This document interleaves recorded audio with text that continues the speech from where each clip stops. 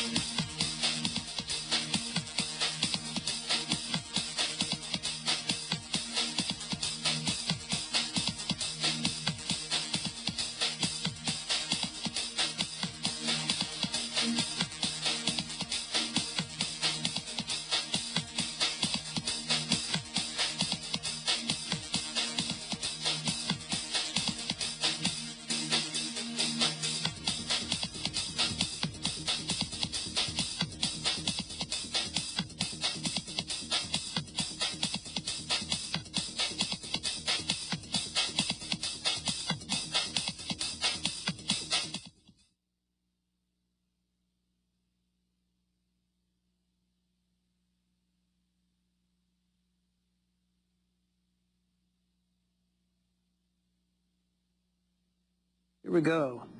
So finally, the long-awaited tools introduction. So today I'm going to talk about the tools a little bit, the simulation tools for the for circuit simulation, which you'll use for the second project. And before the break is a good time to do it because it'll hopefully give you guys a little bit of time to try it. The setup process should only take half an hour to an hour, depending on how quickly you learn new software and follow directions, stuff like that. It would be helpful if everybody can try it as soon as possible so that we can work out kinks now rather than while you're trying to do your project. Has he given the first project yet? Not yet? Okay, so he hasn't given the first project yet, which I'm guessing he'll probably do right after the break or sometime around there. And then the second project will come up and probably be for the last month and a half-ish of class, or maybe slightly shorter. But okay, so today, tools, and there's a couple of parts to this. First of all, I have a little bit of stuff about Unix to tell you, just general commands. Before that, I guess there's a couple of pieces of software. I'm assuming that most people are going to be using Windows. And so I will show you what software you need to get to connect to these remote machines from the USC system.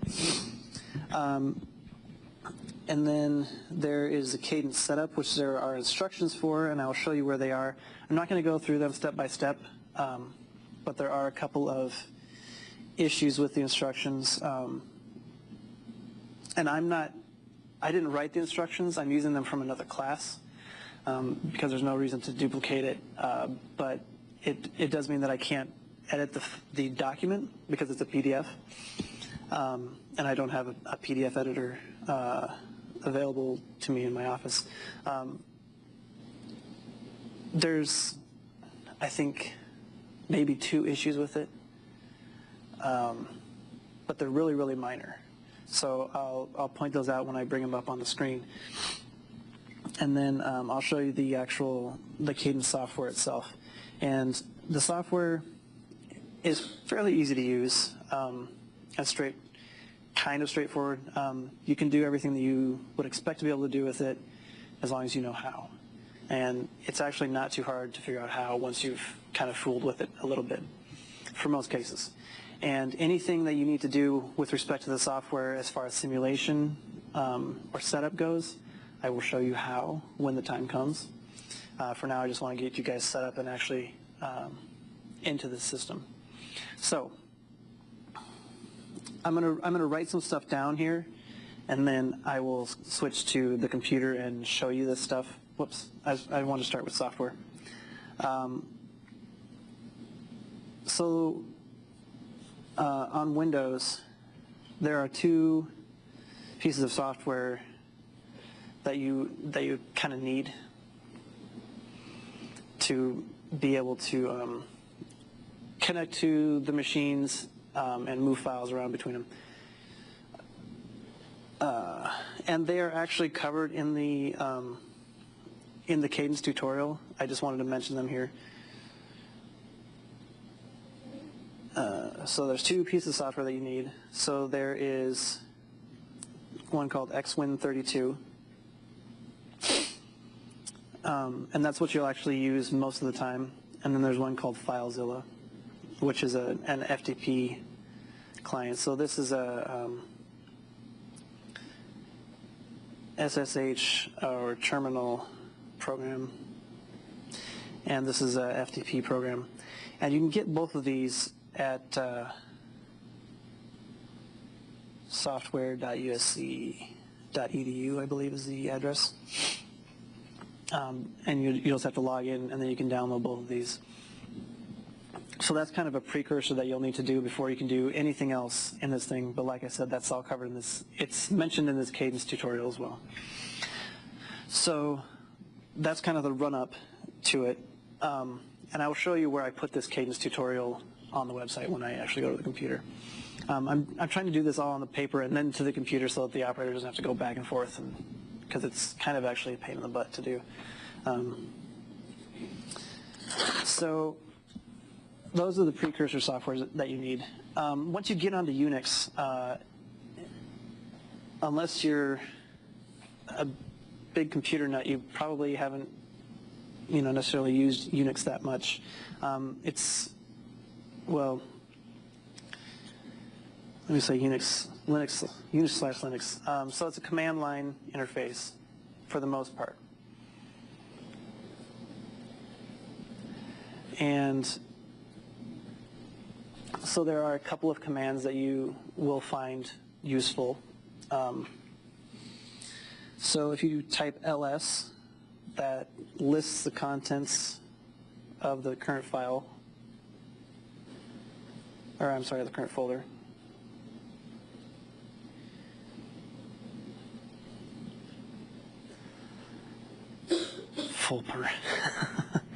Folder, sorry.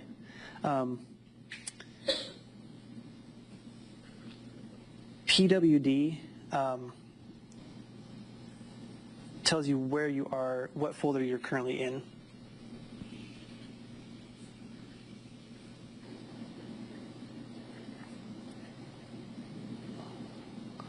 Folder/path, I will call it. So that's how you kind of tell where you are and what's there. CD is change directory. And this can either be a relative path or a full path. Relative meaning it's relative to where you are currently. And full path meaning that you specify the entire path path tree to where you want to go on the command. So that's looking at stuff, a little bit of getting around. CP is copy. MV is move. There's one, make dir, or mkdir is make directory. The reason why I talk about these ones in particular is because you'll actually have to use these ones to set up the software. Once you get the software set up, mostly you'll be using CD when you get into the system. And if you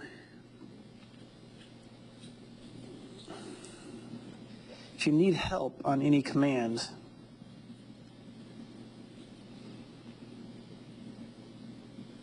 you can type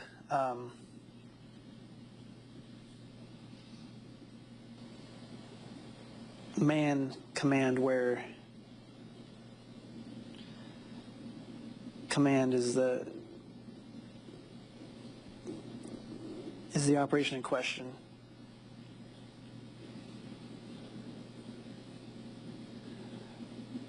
so this gives you a manual on how to use it. And so, for example, if I wanted to learn what the arguments to copy were, I would type man CP. And it would give me a manual page on how to use it. They're a little bit cryptic sometimes, but a lot of times there are examples at the end of the manual that kind of tell you the most common uses. And for the most part, those are very helpful. The other thing, if you need to do something and you don't know what command to use, there are a lot of resources on the web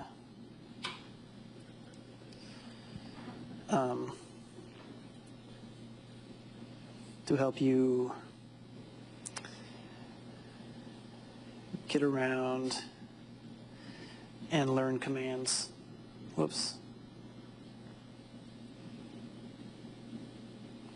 I don't expect you should necessarily need to use this, and of course, if you're trying to do something and you can't find it, or you don't know what to search for, you can ask me, and I will probably do a search of my own to find out how to do it. But I may have a good idea of what to look for or where to start, so that's always an option.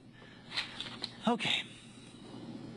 So I think that's good for precursors. For you guys in the room, have you guys used Linux connected to the, okay.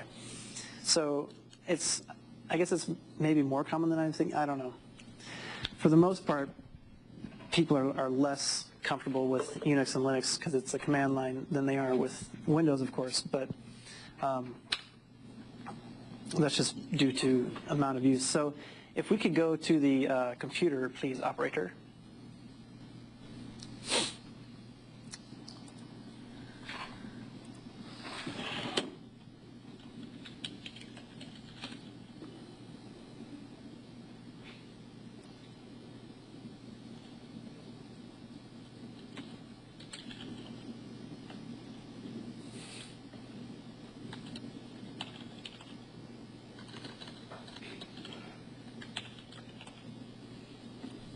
So that's why I didn't want to switch back and forth throughout this whole thing, because it never goes quickly. So this is just the DEN website, and I wanted to show you where I put these tutorials. So I put them under course documents, under lab tutorial. So this is the one that gives you the instructions. Of course, the name here is wrong. We're obviously E544, but the instructions are the same. I wanted to point this out. For the first part of these instructions, it's telling you to connect to Aludra. Now, Aludra, Nunkey, and the two servers that we will most likely be using, which are Viterbi SCF1 and Viterbi SCF2, all share a home directory. So whatever changes you make in your home directory on Aludra or SCF1 or 2 will affect all of those systems. So if you have your system set up to use specific software for another class, these setup instructions will wipe that out. So before you do anything with the instructions where it's telling you to, right here, where it's telling you to move a file to your .cshRC, back up your current .cshRC. So you'll do that by copying .cshRC to something like .cshRC-back. Do that, please, before you do this, before you make these changes, pretty much regardless of whether you've set this up before or not. And the reason why I say that is because it's possible to really set yourself in a bad position if you overwrite that file and you, say, make a mistake somewhere down the line, and basically wipe out a file and don't have a backup of it. So these other two files that it's referencing here, linux.cshRC and vlsi-tools.csh, are also in this directory. Whoops. I guess I can't look at it. Open.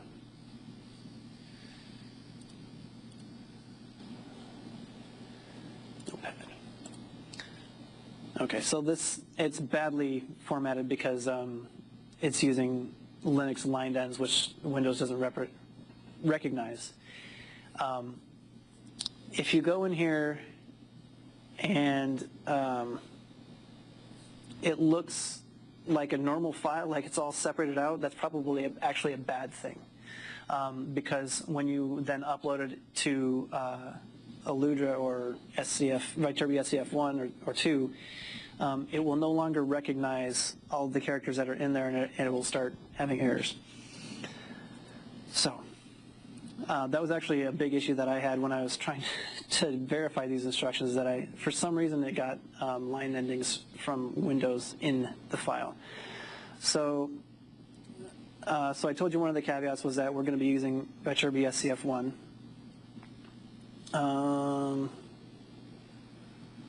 Actually, I think that might be the only specific change for these instructions.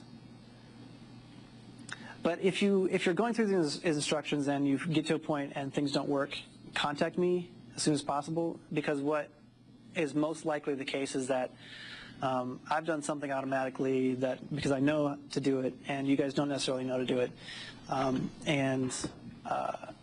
If I know what that is, I can tell everybody what the problem is.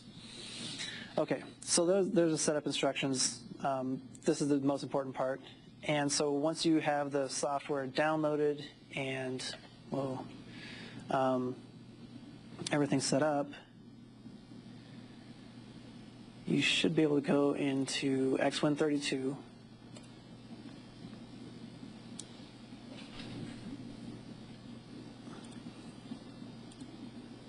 Okay. So this one already has Viterbi set up. You'll have to set that one up. But if I hit OK, I hope it connects. Oh, I didn't tell it to connect. Whoops.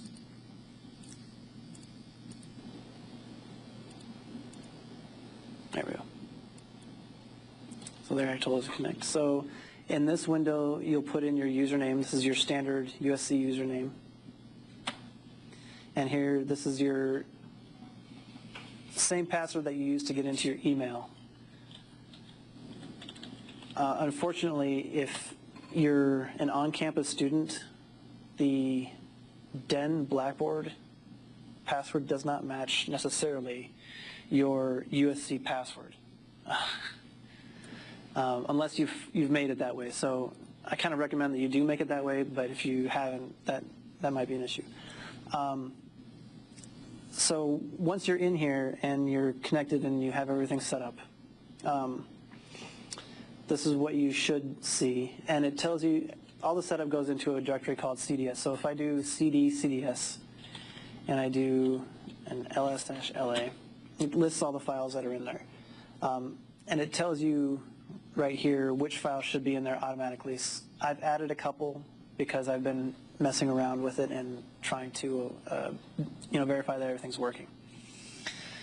So once you have everything set up and you want to now start the software, you change the directories into CDS and you type Virtuoso, and I always put an ampersand so that I can have access to the command line while the software is running. And now from this point on, we leave the command line world, which is nice, and start getting back into graphical user interface.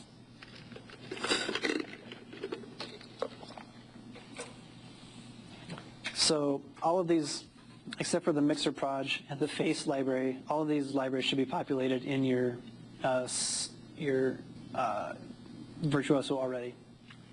And most of them are libraries of things that you'll use to build stuff, so you won't necessarily be going into them. So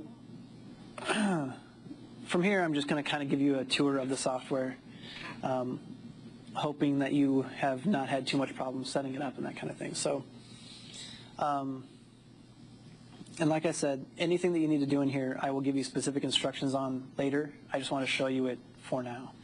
So one of the first things that you'll probably want to end up doing is making a library. I'm going to make a library called EE544.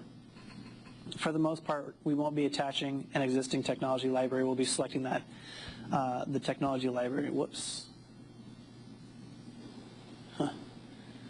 I don't want a technology library at all. We'll be selecting specific technology definitions later on, and I'll show you where to do that.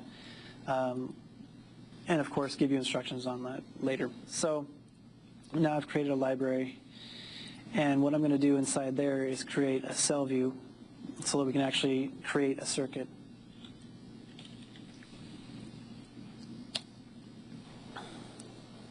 So once I do that, I told it to create a schematic, and it takes just a couple of seconds to bring that up. So this is the schematic drawing window. You can start adding components by hitting I or doing create instance.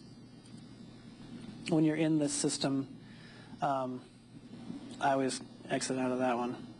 Where did the one I want to go? Component browser. I find it's easiest to, first I use analog lib for almost everything, and it's easiest to flatten this out. Otherwise you're left with kind of this directory structure that I don't necessarily understand. But basically this is a list of all the possible parts that you can add to a schematic. So the ones that we're going to be interested in most are NMOS, maybe NMOS 4, PMOS, PMOS 4 possibly. There's a port, and of course there are sources. They all have different names, and it's not necessarily a big deal which one you use usually.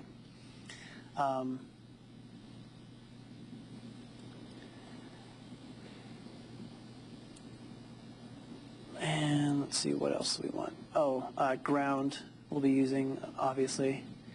Capacitors, and of course resistors and inductors. Where are the resistors? Resistor, RES, and inductors, just I and D. So that's kind of just a list of parts. Let me see if I can find what I want here. Okay. So this is a voltage source. Oops. Why is that not giving that to me? Of course this happens now. All right, let me close that. Flatten, analog lib.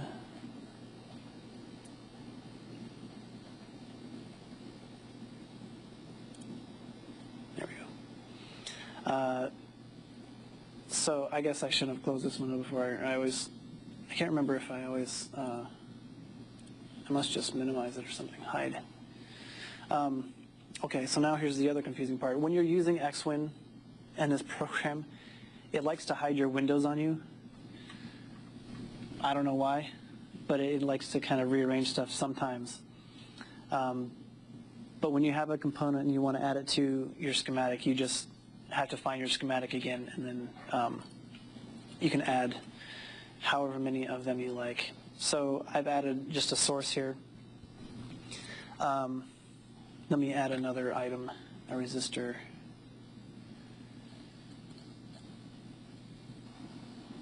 Oops, too far.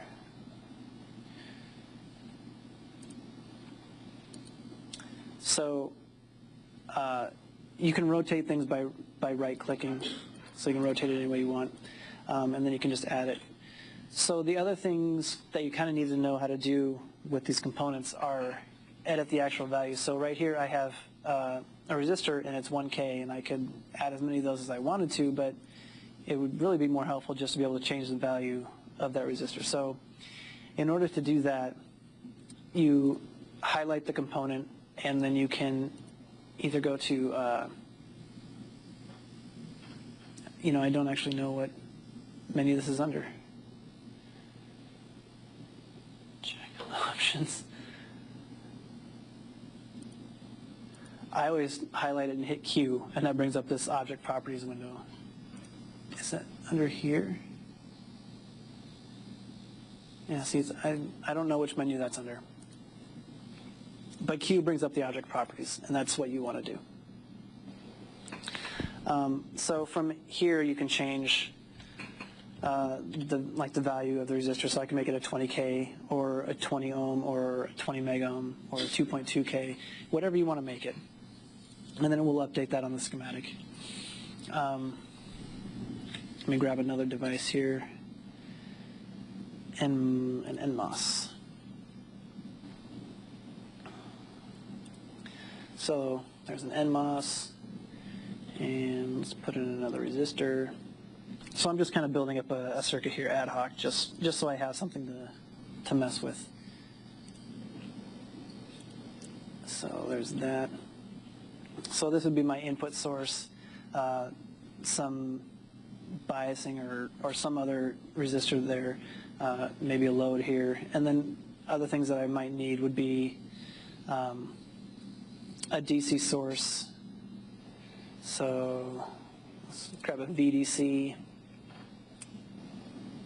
I'm gonna grab a different one. There, that's the one I want.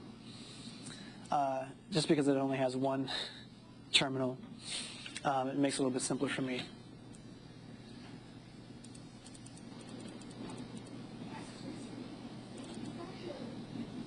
We're in the middle of class.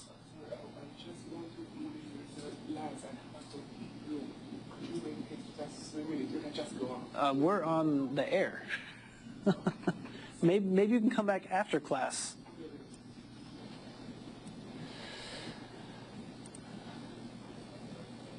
Good times. Okay. Sorry, somebody wanted to come and measure the room for some reason. For those of you who are not here, there were a group of people who wanted to measure the room. Okay, so I added a ground. So now, of course, the next thing that you would want to do is wire the circuit up. So I have a bunch of components here, and they're not connected in any specific way. So in order to add wires or connections, you can either create narrow wire by clicking on this, or I always just hit W, and that brings up this thing. And now I can start clicking on these terminals and making connections.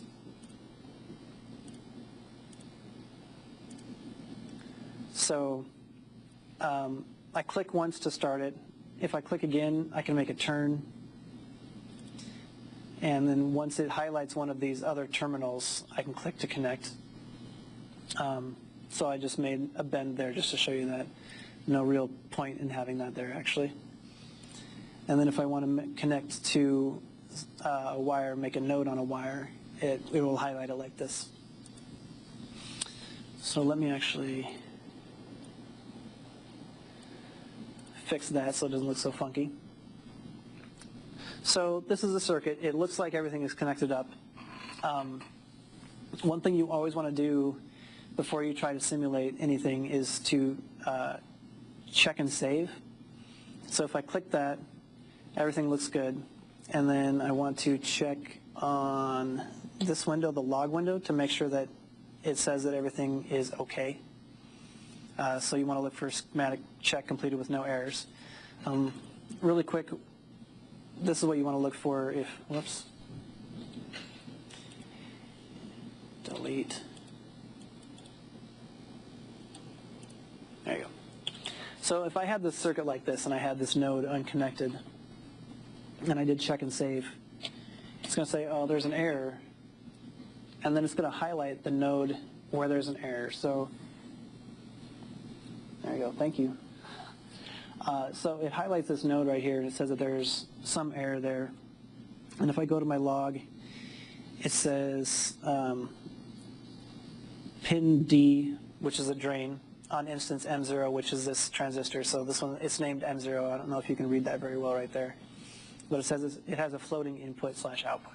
Basically, if it's floating, it means it's not connected, and bad things will happen if you try to simulate it. So let me just go ahead and reconnect that.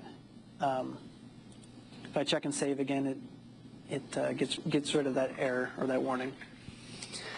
So that's most of what you're going to be doing for drawing schematics.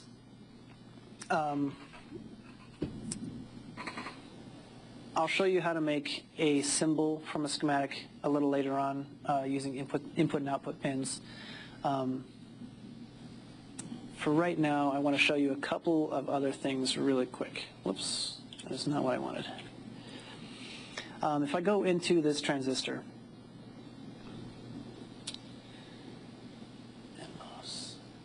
actually, I think that's the right name. Let me look at something here really quick.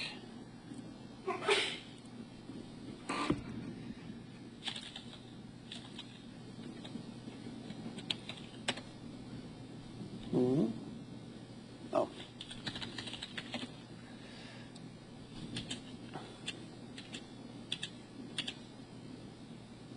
Okay, I think that's actually the right name. So this is the file that actually defines the parameters for the specific transistors transistors that we're going to be using.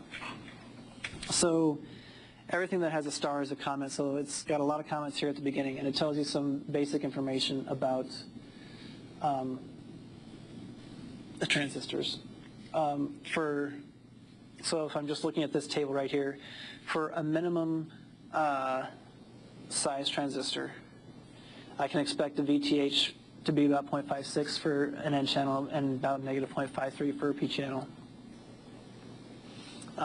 Saturation current for a short channel device, which means that it's very wide and very short, I can expect about 590 microamps per micron,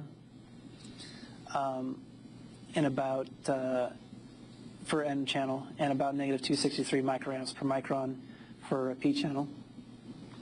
I can expect for the same form factor of a device to have a VTH of about 0.6 for N channel and about negative 0.59 for P channel. And I don't remember what VPT means.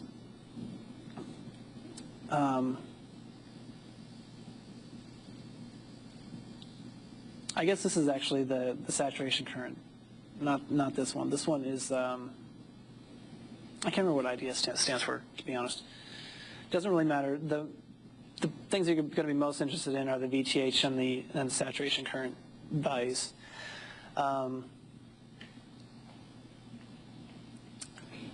Let's see.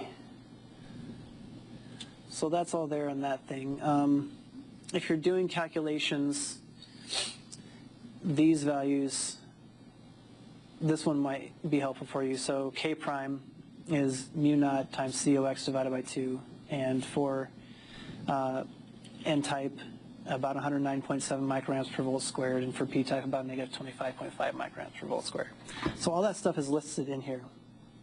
If you want to see the actual parameters or you need to calculate something more specific, you're going to have to first learn how to do that.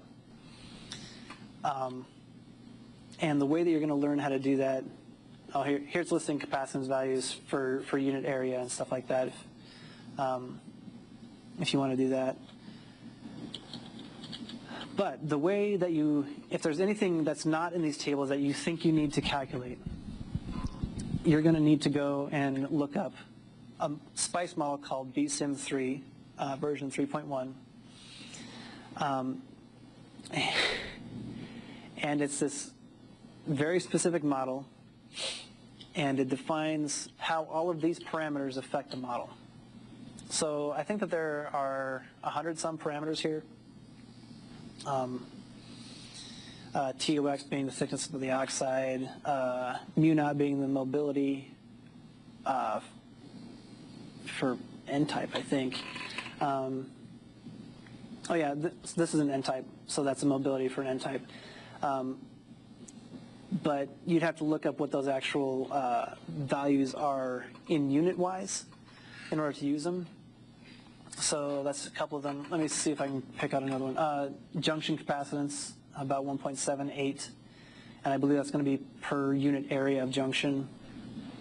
But basically, all of these parameters have some sort of unit attached to them, but it's obviously not given in this file. And for a lot of these, it's not clear how they actually affect the transistor. There's your VTH-O, which is the base threshold voltage, and it's modified by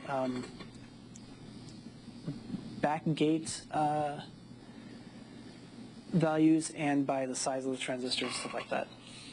So these values up here, where it lists off the threshold, are for specific sizes, and I believe assuming that the source is connected to the back gate, which means that the bulk is grounded, basically.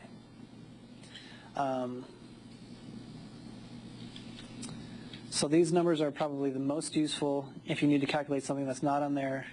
These numbers might be the next most useful capacitance parameters, and this area gives the units. If there's something beyond that, you're going to have to figure out how to calculate it from these variables right here. And these are all collected from measurements on a specific technology on actual devices. So this comes from a manufacturer that has done a lot of tests on these devices and found these numbers, and then distributed them back to the model creator so that they could, or it's possible the model creator actually did the tests themselves. I'm not exactly sure which way it goes, but regardless, these are based on actual devices, and so they should be fairly accurate for the specific technology. So that's that file.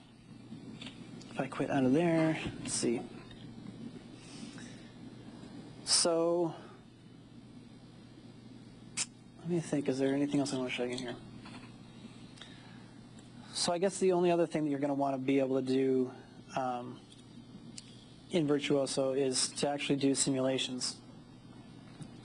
And like I said before, I'm just kind of giving you a tour right now. I will give you specific instructions on how to do this when the time comes. But if you want to run a simulation, you go to Launch and you go to ADEL, which means Analog Design Environment, and the L stands for I have no idea what. So this is the simulation interface. So whenever you come in here, there's a couple of things that you need to do first. First of which being you have to select the simulator, and we're going to be using Spectre because it's got a good tool set and I have good instructions for how to use it. Once you hit that, it's going to take a minute to change that simulator, and then it'll bring back the window. And the other thing that you need to do is, I guess, keep waiting. Tell it what model libraries to use. And the model libraries tells it that for the NMOS and PMOS devices, we're using this technology file, so that defines all those parameters. So once I select that file, it's tsmc25.spice, I just hit OK, and everything should be OK. So if you want to actually do the simulation, you're going to go in under analysis and then choose, and there's a whole list of analyses. Some are straightforward looking. Transient is just a time transient simulation. DC is a DC simulation, so you can see, for example, what your Q point is and make sure that it matches what you think it should be. The more interesting simulations are going to be like an AC simulation, and then there are these other ones, which I don't know if they, okay, so PSP is periodic S parameter. QPSP is quasi-periodic steady state. AC is another more simple one, and I'll just use this one just to show what happens, hopefully, cross my fingers, hopefully in a successful simulation. So to do this, I'm going to specify a start frequency of 1 and a stop frequency of 10K. And when you actually start filling in these analyses types, it should check this enable button. And when you, so I selected those other ones, and now it thinks I want to enable them. Okay, which one did I select? Which one does it ask me about? This one? There we go. Enabled AC. So once you've selected an analysis, it gives you a little summary right here, the type, enabled. So once you've set a couple up and maybe you don't want to run some of them anymore, you can check them off or disable or enable them here. When we actually get to doing our simulations, there should be some design variables over here that we'll have. But hopefully, I think this should work. If I tell this thing to run, so if I go under simulation, netlist and run, cross our fingers. Okay, so it didn't work. I'm not surprised.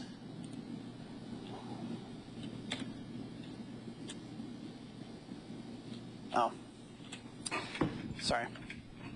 Okay, so the reason why it didn't work is because if I look at this screen, which is basically the summary of the simulation, the last interesting entry I see is this one. It says input.scs, which is just an intermediate file it makes, but it says M0 is an instance of an undefined model NMOS.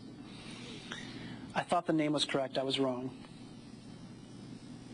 If I go back and look at, that's why I opened this file up really quick just to see what it's called. The actual name of the model that I need to use is NFET. And like I said, I will remind you in instructions of this part, because this part is extremely important, and if you try to go on without doing this, you'll be very sad for a very long time. Let me see. So this is the name that you need to change in order for this to work. So this needs to be NFET, and it's just a cell name that describes that thing. Oh, I guess maybe, wait.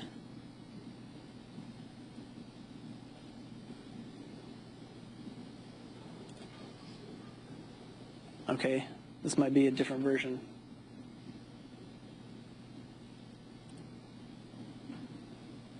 Oh, you know what? Oops, cancel.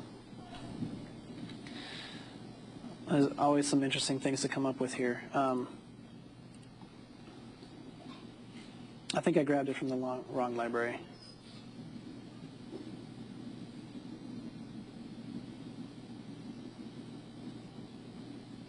Oh, okay, cancel.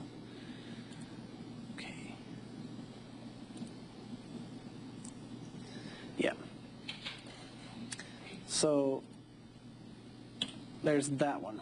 So this one allows me to change let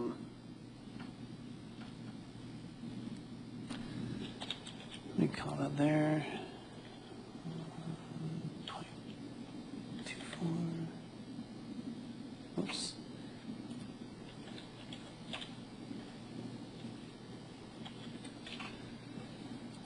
Okay.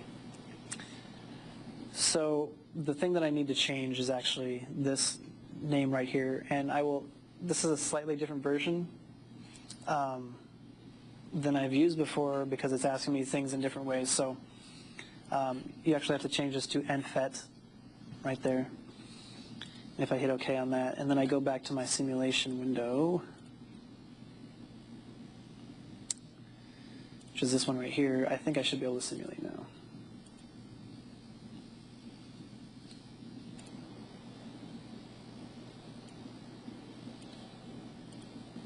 Or maybe not.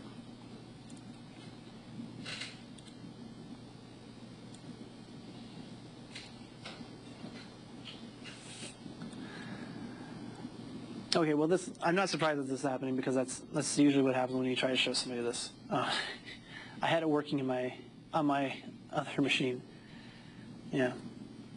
Okay, well, regardless, I showed you the part that I wanted to, which is actually the system and building schematics. Apparently, I need to debug some of or I guess follow my instructions more specifically, not more better, to show you the simulation. But like I said, anything that you need to simulate, I will tell you how to do, and I will give you instructions that I've actually verified.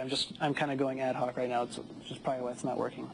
But that's all I want to show you guys today. I think you guys have break next week, so you guys got a nice long time. So there won't be class obviously next Friday, but we'll be back again, I guess, on the 28th, I believe. So, okay, that's all I have for now. So hopefully you guys can try the setup part and fiddle around with drawing a circuit, and I will figure out what I was doing wrong with the simulation and get you guys specific instructions on that for the circuit that we'll be building. Okay? All right, thanks a lot.